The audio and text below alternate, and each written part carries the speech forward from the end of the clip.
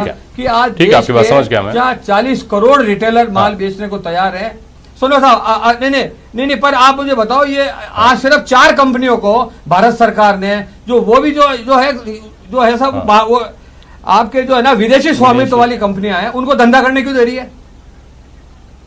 विदेशी स्वामित्व वाली 4 कंपनियां ने देश के 40 करोड़ व्यापारियों की हालत खराब कर रखी है। खंडेला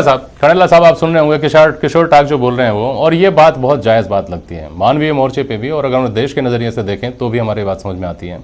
कि जो व्यक्ति हमारे देश का व्यक्ति, हमारे आसपास का व्यक्ति हमारी मदद के लिए इस वक्त घर से बाहर निकल रहा है, लोगों के बीच में बैठ रहा है, दिन भर जोखिम ले रहा है, लोगों तक सामान पहुंचा रहा है, उस व्यक्ति की ये पीड़ा क्यों नहीं जायज़ है कि वो तो इस लॉकडाउन के दौर में अपने लोगों के लिए काम कर रहा है, और सुविधा उन लोगों को मिलेगी जो अब तक घर में बैठे हुए थे और आगे भी जो काम करेंगे सुरक्षित तरीके से करेंगे और बेहतर मुनाफा कमाएंगे।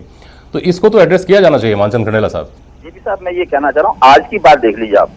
मॉडिफाइड लॉकडाउन जो है किया, मतलब अब सब कुछ मॉडिफाइड करना पड़ेगा आपको, आपकी मानसिकता, आपकी मनोवृत्ति, आपकी मनोवैज्ञानिकता, आपकी प्रकृति, जो भी कुछ है या व्यापार करने के तरीके सब मॉडिफाइड करने पड़ेंगे। इसलिए हमें पहली बात तो ये कि मॉडिफाइड के लिए तैयार रहना चाहिए। दूसरी बात, ये वास्तव में जो युग है वो प्रतियोगिता का युग है। अगर आप बहुत बढ़िया कर रहे हैं तो लोग अपने पास आपके पास में आएंगे,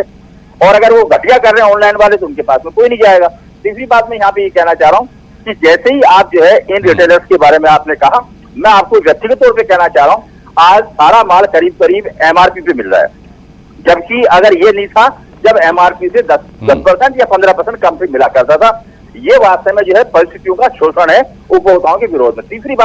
बात मैं यहाँ पे ये कहना चाह रहा हूँ, अगर आपको फिजिकल डिस्टेंसिंग, जिसको वर्तमान में सोशल डिस्टेंसिंग कहा जा रहा है, उसको मेंटेन करना है तो क्या करना पड़ेगा मुझे बताइए आप।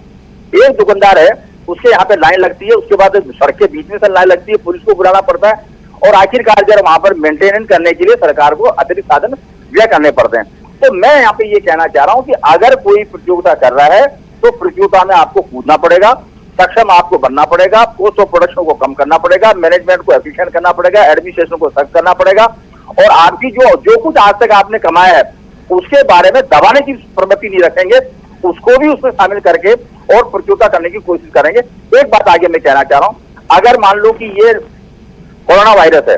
और पता नहीं क्या कह रहे हैं कि चाइना में कैसे, तो मैं ये कहना चाह रहा हूँ अब तैयार हो जाइए इक्विप्ड होकर कि वास्तव में ऑनलाइन रहेगा